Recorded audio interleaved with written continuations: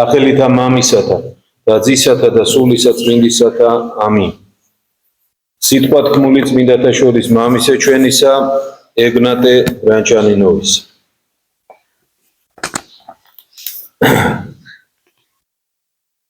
სწავლება ზაქეს შესახებ. მოვიდა ძეკაცისაი მოძიება და ცხოვრება წარწმედულის.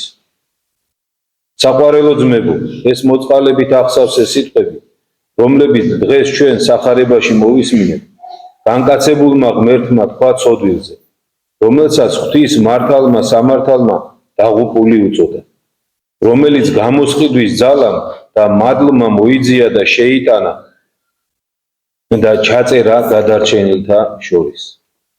ცოდვილი ზაქე იყო მებაჟე და მებაჟეთა უფროსი. მას ჰქონდა მნიშვნელოვანი სიმდიდრე, როგორც სახარება აღნიშნავს, ვითაც მიგვანიშნებს იმ საშუალებებზე, რომლებითაც სიმდიდრეა შეძენილი. მებაჟეებს ეძახდნენ გადასახადებს ამკრებებს. მათ თური ფულია, ოქროსა და ვერცხლის ბრწყინვალება აჯადოებს ადამიანის თავმავლობის თვალებს, რომლებიც ცოდვით არიან დაავადებულნი და იქ, სადაც ფული ბრუნავს, ძალიან იშვიათია, რომ ბოროტება არ შემოიბაროს. მებაჟეები უმეტესწილად მექრთამეობდნენ. როცა მექრთამეობა ვნებად გადაიქცევა, მაშინ იგი საკუთარ თავს ყოველგვარ ძალადობის, მოყვასის ყოველგვარი ჩაგვრის უფლებას აძლევს. მექრთამეობის ვნების დასახმარებლად მზაკრობისა და თვალთმაქცობის ვნება მოდის. მათი შეერთებით ჩნდება მომიზეზებისადმი მიდრეკილება, რომელიც კანონების ზედმიწევნითი დაცვის საბაბით ყველა წვრილმანს ეკიდება. უდანაშაულოსთვის დანაშაულს იგონებს და ასეთი საქციელი ცდილობს მოყვასის მიმართ ჩადენილ არაადამიანურ შევიწროებასა და სისასტიკეს სამართლიანობის სახე მისცეს. ასეთი ხასიათის გამო მებაჟეები ხალხს თავზარს სცემდნენ და ზნეობრივ ადამიანებს ზიზღს ჰგვრიდნენ. ზაქე მებაჟეების უფროსი იყო. მისგან მდგომარეობის ბოროტად გამოყენებას უფრო დიდი გაქანება ჰქონდა, ვიდრე მისი ქვეშევრდომებისას. უმიზეზოდ არ არის ნახსენები, რომ იგი მდიდარი იყო. უსამართლობით გამდიდრდა. მისი ცოდვა იყო მექრთამეობა. მისი სულიერი სენი იყო ანგარება და ანგარებისგან გაუმდინარე უმოწყალობა. კაცობრიობისადმი უთანაგრძნობა. მძიმე ცოდვებისათვის, სულის დანაშაულებრივი განწყობისათვის ზაქე დაღუპულად მოიხსენიება. ადამიანთა ზედაპირულმა, ხშირად მცდარმა მსჯავრმა კი არ აღიარა იგი დაღუპულად, არამედ მასზე განაჩენი თავად ღმერთმა წარმოთქვა. ზაქე გამობრძმედილი ცოდვილი გახდა. მდგომარეობის ბოროტად გამოყენების გზით სიმდიდრის დასაგროვებლად საჭიროა ხანგრძლივი დრო და ამ სახის მუდმივი მოქმედება. ზაქეს ცოდვილი ცხოვრების მიზეზი იგივეა, რაც დღეს არის ბევრის ცოდვილი ცხოვრების მიზეზი. საყოველთაოდ მიღებული ჩვეულების მიხედვით ქცევის მიყოლა და ღვთის რჯულის არ ცოდნა, ან ძალიან ზედაპირული ცოდნა. ჩვეულებრივ მებაჟეებს მომხოჭელობის მანკიერება იტაცებდა და ზაქეც ამით იყო გატაცებული. ქრისტეს თანამედროვე იუდეის მოსახლეობის უმრავლესობა თითქმის მხოლოდ თავისი მიწიერი მდგომარეობით იყო გართული. ნივთიერი განვითარებისა და მიწიერი წარმატებისაკენ ისწრაფოდა. მაშინ ღვთის რჯულს უმეტესწილად მხოლოდ ასო-ასო სწავლობდნენ. ღვთისმსახურება სრულდებოდა უფრო საწესჩვეულებო დადგენილების დასაკმაყოფილებლად. სათნოებები სრულდებოდა ზედაპირულად, ცივად, უფრო იმ მიზნებით, რომ საზოგადოებრივ აზრზე მოქმედება მოეხდინა. ამით კმაყოფილდებოდა ზაქეც. იგი ცხოვრობდა ისე, როგორც ყველა ცხოვრობდა. ახლაც ხშირად გაიგონებ, მე ვცხოვრობ ისე, როგორც ყველა ცხოვრობს. ფუჭი თავის მართლებაა, ცრუ ნუგეშია. სხვა რამეს გვაუწყებს და გვასწავლის ღვთის სიტყვა.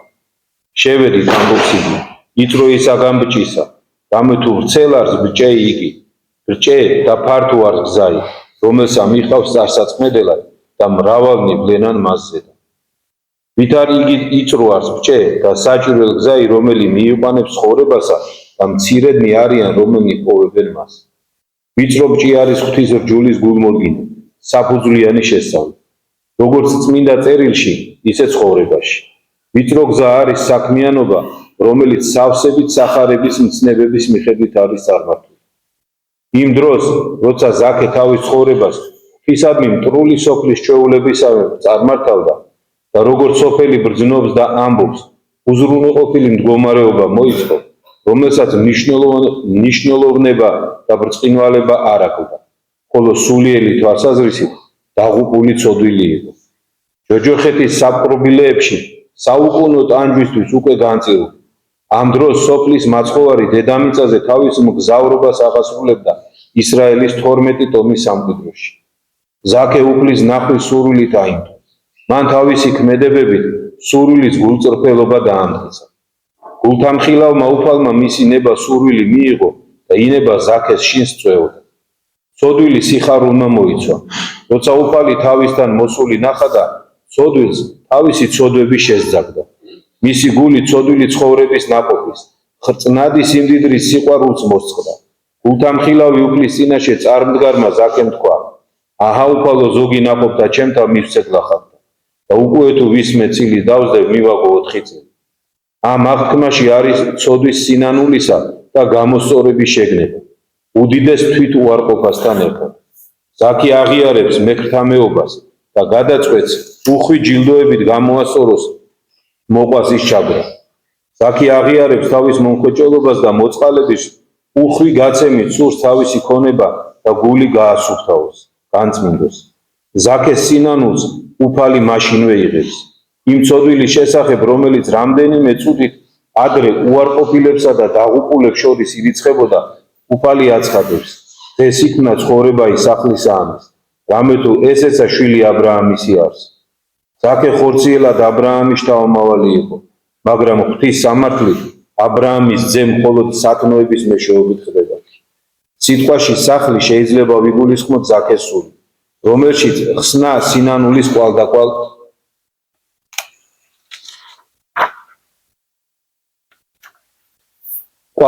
შევიდა, რომელმაც ეს სული ცოდვისაგან განწმინდა. შეიძლება უფლის ეს სიტყვა ეხებოდეს ზაქეს სახლს, რომელიც თავისი უფროსის მაგალითზე, როგორც ხშირად ხდება, ასეთივე თვითუარყოფით შევიდა ჭეშმარიტ ღვთის შემეცნებასა და ღვთისათნო ცხოვრებაში. ყველამ, ვინც დაინახა, რომ უფალი ზაქეს სახლს ეწვია, დრტვინვა დაიწყო, რადგან უფლისთვის მიუღებლად, დამამცირებლად მიიჩნევდნენ ისეთ ცოდვილთან სტუმრობას, როგორადაც საზოგადოებრივი აზრის მიხედვით ზაქე ითვლებოდა. ხორციელი გონებებისთვის გაუგებარი იყო და გაუგებრად რჩება გამოსყიდვის საიდუმლო, რომელიც ერთნაირი ძალითა და სიიოლით კურნავს ყველა ადამიანურ ცოდვას, დიდებსაც და მცირეებსაც, და ცოდვილები ყოველგვარი დამღუპელი უფსკრულიდან ამოხავს. რაც არ უნდა ღრმა იყოს, ასეთი საოცარი მოქმედებისათვის იგი ადამიანისაგან ითხოვს გამომსყიდველისადმი რწმენასა და გულწრფელ სინანულს. ვინც დრტვინავდა, იმიტომ დრტვინავდა, რომ არ ესმოდა. მათ არ ესმოდათ, რადგან მათ თვალწინ ღვთის საქმე აღესრულებოდა, მიუწვდომელი ადამიანის გონებისათვის, რომელიც მადლით განათლებული არ იყო.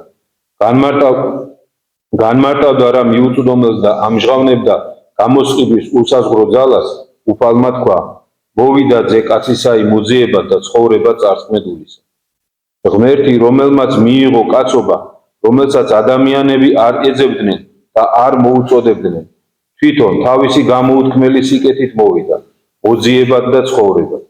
ადამიანთა მოდგმისა, რომელიც დაიღუპა ღმერთთან გაუცხოებისა და დაშორების გამო, მოვიდა მოძიებად და ცხოვრებად ყოველი ადამიანისა, რომელიც ცოდვით არის დასაღუპად გატაცებული. ოღონდ კი ამ ადამიანმა არ უარყოს ღმერთი, რომელიც ეძებს და მისი გადარჩენა სურს. წმინდა სახარება შეიძლება სარკეს შევადაროთ.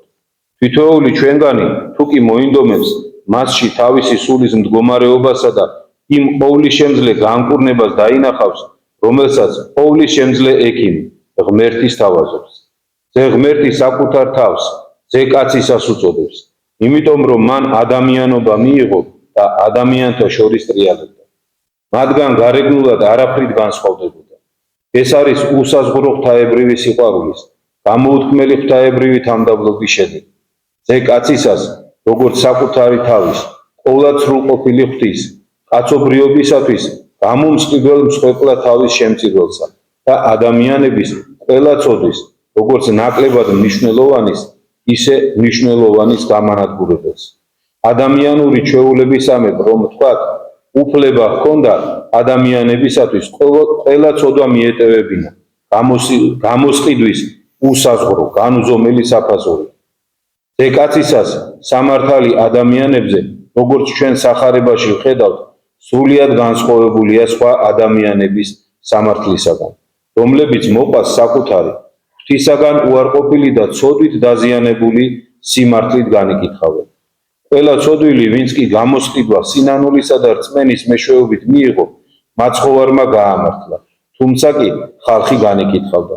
პირიქით, მან განიკითხა ყველა, ვინც კი უარყო გამოსყიდვა სინანულისა და რწმენის უარყოფით.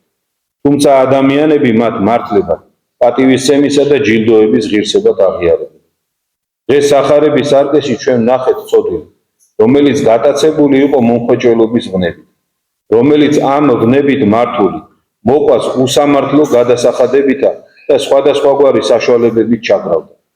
ეს ცოდვილი ადამიანების მიერ განკითხული და ღვთის მიერ გამართლებული ვნახეთ მისი რწმენისა და ჭეშმარიტი სინანულისათვის.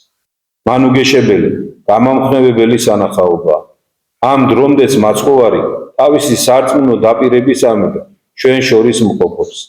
ამ დრომდე ყურნავს ცოდვებით მოწყვლულ სულებს. ამ დრომდე არ გადასულა მისი ღვთაებრივი გადაწყვეტილება. მოვიდა ზეკაცისა მოძიება და ცხოვრება წარწმუნდულისა. ამინ. შეგვეციოს.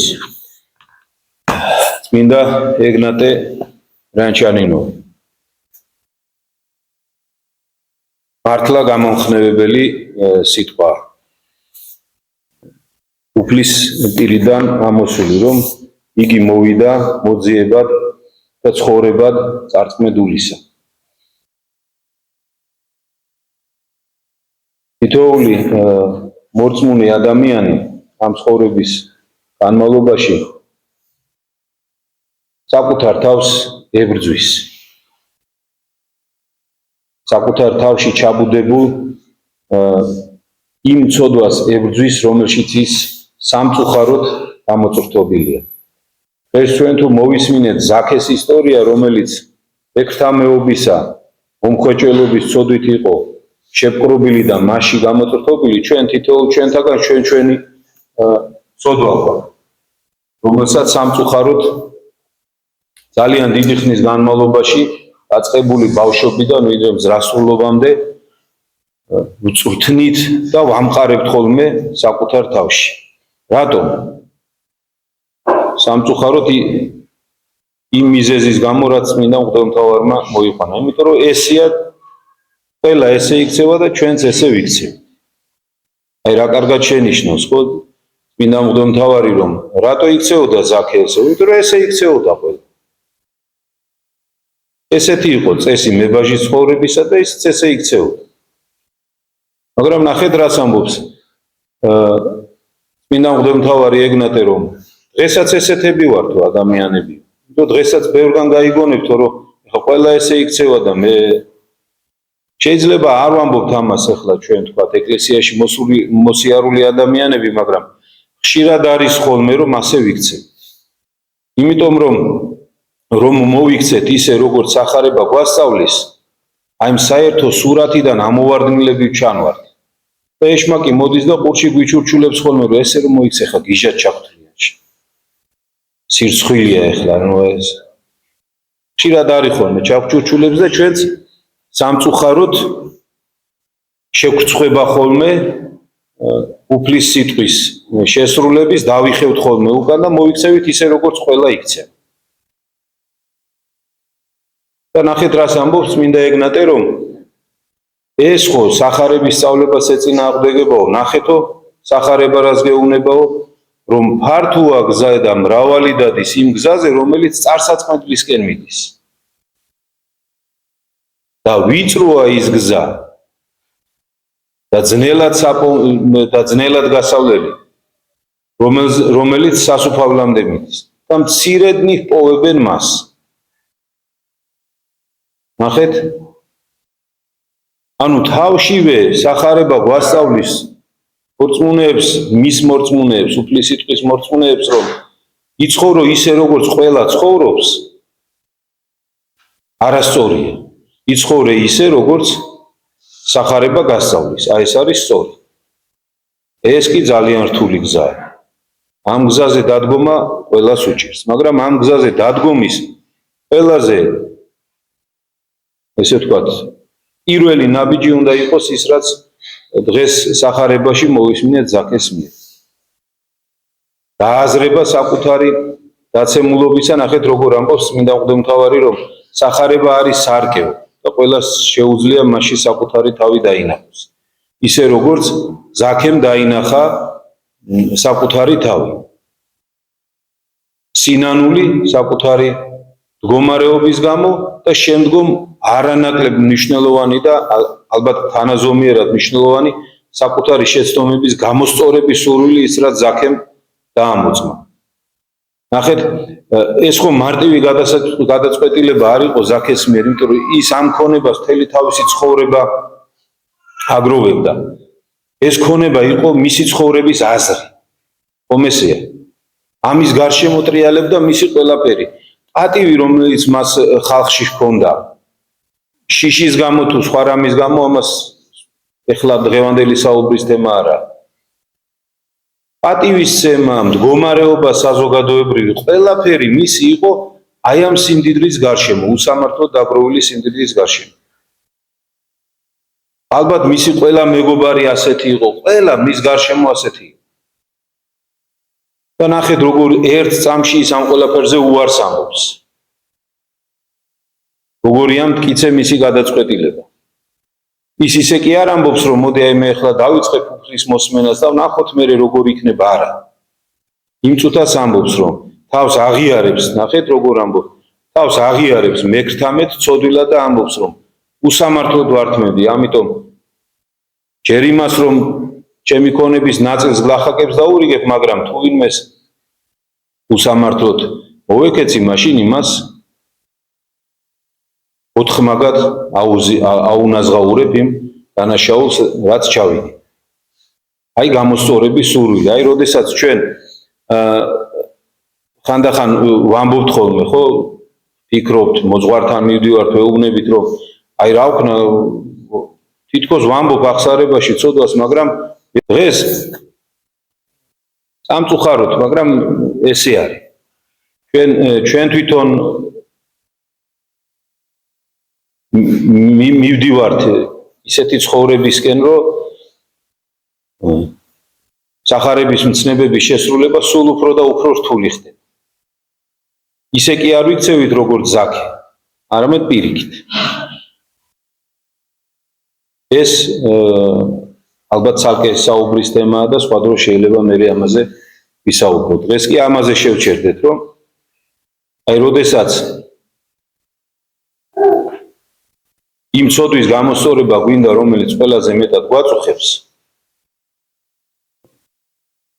დავფიქრდეთ იმაზე, თუ რა იწვევს ამ ცოდვას, რის გამო ჩავდივართ ამ ცოდვას და ის უნდა მოვიშოვოთ. რაც არ უნდა გაგვიჭირდეს აი ამის გაკეთება, ყოველთვის საკუთარი თავი გავამხნევოთ იმ სიტყვებით, რა სიტყვებითაც აი დღევანდელი თავისი ქადაგება წმინდა ეგნატემ დაასრულა, ხო, გახსოვდეს, რომ მისი ჩვენი უფლის პირობისამებრ ის ჩვენთან არის და ჩვენთან იქნება ვიდრე ახასრულამდე ჟამისა, ეს ერთი და მეორე, რომ მისი ამ ქვეყნად მოსვლის მიზეზი იყო მოძიება და ცხოვრება წარწმედულისა. ისეთივე წარწმედულისა, როგორიც ვარ მე, როგორიც არის ის ადამიანი, ვინც საკუთარ თავს ესეთად აღიარებს. რაც არ უნდა გაგიჭირდეს, ეს უნდა გახსოვდეს. უფალი ამისთვის მოვიდა და მე თუ მას ზურგს არ შევაქცევ, ის აუცილებლად გადამარჩენს, იმიტომ რომ ის არის ქვეყნიერების შემოქმედი. მასზე ძლევამოსილი არავინ არ არსებობს. არც იყო როდისმე, არც არის და არც იქნება. იმიტომ რომ თვითონ არის ჩვენი უფალი, ის ვინც იყო, არის და იქნება. ერთადერთი უცვალებელი. ერთადერთი შემოქმედი ქვეყნიერების. ამიტომ, როდესაც ის გეუბნება, რომ მე მოვედი შენ საცხონებლად, ამან თავი მაღლა უნდა აგაწევინოს და უფრო თამამად უნდა შეუტიო ბოროტს ადამიანი. ამას აქვს უდიდესი მნიშვნელობა. ბრძოლაში როგორ შედის ადამიანი, ამას აქვს განუზომლად დიდი მნიშვნელობა. თუ ადამიანი დაეჭვებული შედის ბრძოლაში, ის აუცილებლად დამარცხდება. აუცილებლად. არა მარტო სულიერ ბრძოლაში, არამედ ხორციელ ბრძოლაში. ეს იქნება უბრალოდ ჭიდაობა, სადმე თუ ბრძოლა და ომი. თუ ადამიანი ეჭობს, ის წააგებს. მაგრამ თუ ადამიანი თავდაჯერებულია, ის აუცილებლად გაიმარჯვებს. შეიძლება ბევრჯერ წაიქცეს, ძალიან ბევრი იარა მიიღოს, მაგრამ ის აუცილებლად გაიმარჯვებს. ამიტომაც არის ძალიან მნიშვნელოვანი ეს სიტყვები ყოველთვის გვახსოვდეს, რომ უფალი მოვიდა ჩვენს მოსაძიებლად და ჩვენს საცხოვნებლად. ამიტომ გავხნევდეთ ამის გჯეროდეს და იმის მიხედვით შევეწინააღმდეგოთ ყველა იმ ცოდვას, რომელიც გვაწუხებს. და აუცილებლად გავიმარჯვეთ. ღმერთმა შეგვაძლებინოს ეს, ღმერთმა დაგლოცოთ და გავხსნათ.